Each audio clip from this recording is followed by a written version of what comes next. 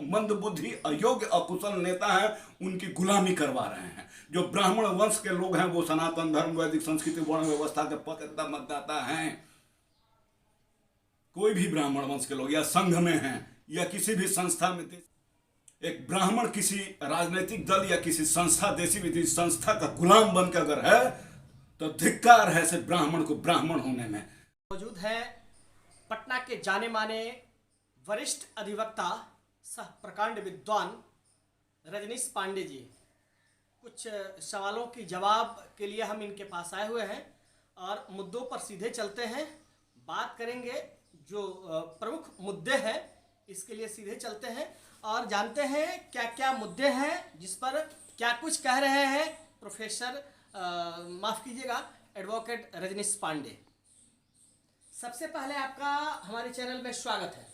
नमस्कार। आपके चैनल को मैं साधुवाद देता हूं कि आप लोग बहुत अच्छे जो वर्तमान में भारतवर्ष में जो चल रहे हैं प्रॉब्लम्स, उसको आप लोग उठा रहे हैं।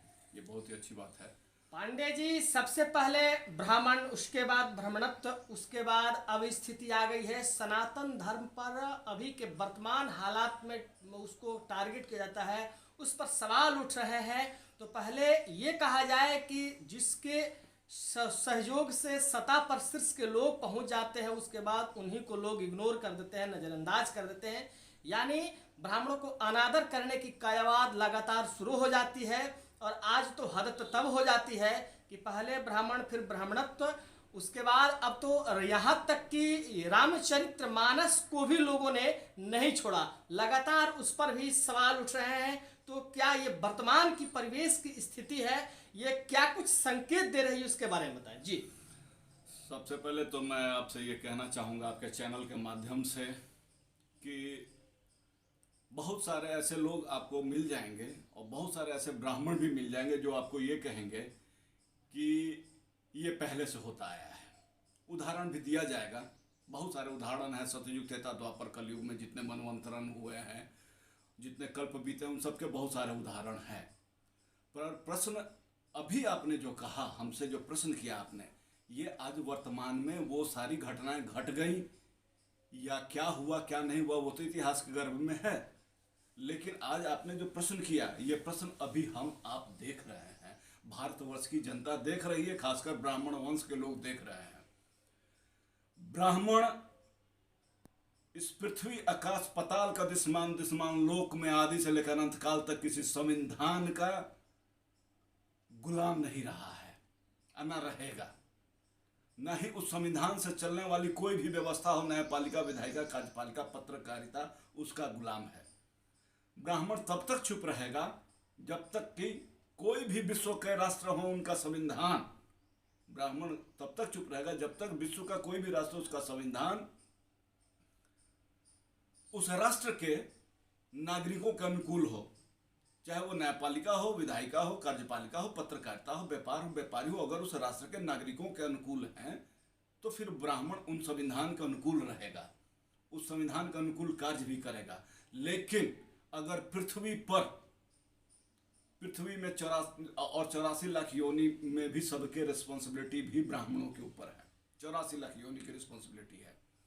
लेकिन अगर पृथ्वी पर जो मनुष्य योनि है, मनुष्यों के साथ अगर कोई राष्ट्र या उस राष्ट्र का राष्ट्राध्यक्ष या कोई संविधान या उस संविधान से चलने वाली जो व्यवस्थाएं हैं, चाहे वो न्यायपालिका हो, विधायिका हो, कार्यपालिका हो, पत्रकारिता हो, व्यापार हो, व्यापारी हो, अगर अत्याचार करेंगे तो उन अत्याचार के खिलाफ ब्राह्मण आवाज उठाएगा। ब्राह्मणों ने इसी अत्याचार के खिलाफ जो आवाज उठाया है पूरे भारतवर्ष में और भारतवर्ष के बाहर भी, उसी का ये प्रतिफल है कि आज वर्तमान भारत का संविधान, इससे चलने वाली जितनी व्यवस्थाएं हैं, उन व्यवस्थाओं के चलाने वाले लोग हैं, वो लोग ब्राह्मणों पर आक्रमण कर रहे हैं, सनातन धर्म, वैदिक संस्कृति, वर्ण व्यवस्था पर आक्रमण कर रहे हैं। प्रश्न ये उठता है कि ये आक्रमण क्यों हो रहा है, किस लिए हो रहा है। जब आप बहुत गहरे में जाएंगे, कुछ आध्यात्मिक शक्तियों के साथ आप संपर्क करेंगे तो आपको ये एहसास होगा कि ये जो लोग आक्रमण कर रहे हैं, उन लोगों का मुख्य लक्ष्य है कि ब्राह्मणों की जो अस्तित्व है, जो उनका ब्रह्मांडीय शक्ति है उसको खत्म कर देना, जो आदि से लेकर अनंत काल तक कभी होगा नहीं। जो लोग ये सोचते हैं कि हम सनातन धर्म, वैदिक संस्कृति, वर्ण व्यवस्था, ब्राह्मण वंश, जन्मना ब्राह्मण वंश को खत्म कर देंगे, वो भ्रम में है, वो अपने खत्म होने की तैयारी में आज हैं। अब आध्यात्मिक दृष्टिकोण से देखा जाए तो बहुत तरह की बातें आती हैं। लोग कहते हैं कि कलयुग है, कलयुग में ये सब होगा, रामचंद्र जी कह गए सिया से ऐसा कलयुग आएगा, हंस चुनेगा दाना पानी, कौवा मोती खाएगा। वो स्पष्ट रूप से नजर आ रहा है।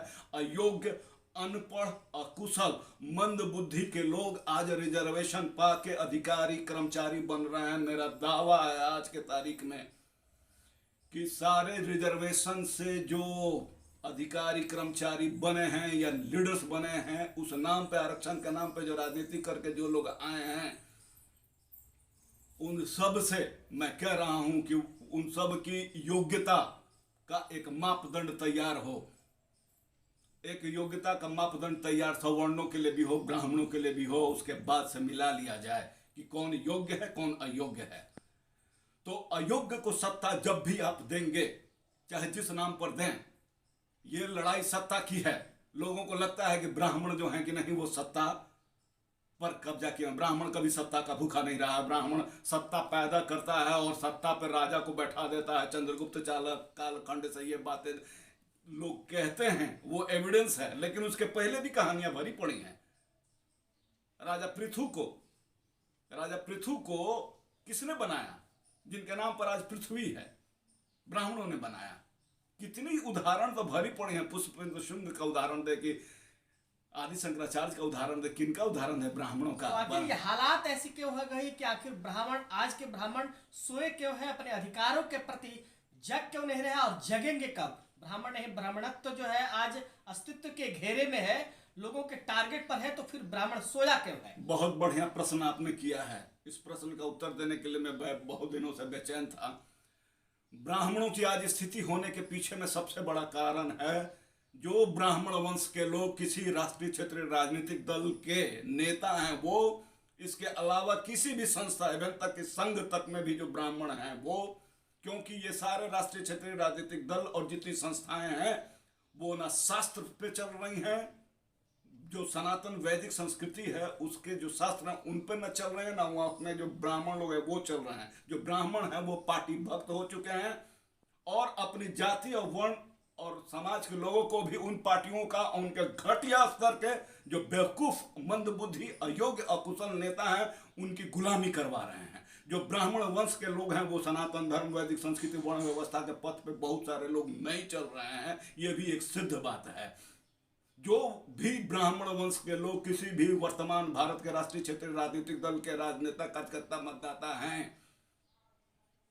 कोई भी ब्राह्मण वंश के लोग या संघ में हैं या किसी भी संस्था में, देसी विदेशी किसी संस्था में हो, यहूदी क्रिश्चियन लॉबी, मुस्लिम लॉबी की किसी संस्था में अगर हैं, तो वो ब्राह्मण कहलाने के योग्य नहीं है।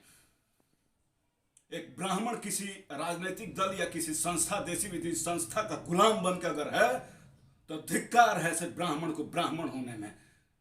बहुत बहुत धन्यवाद, आपने हमारे चैनल को समय दिया।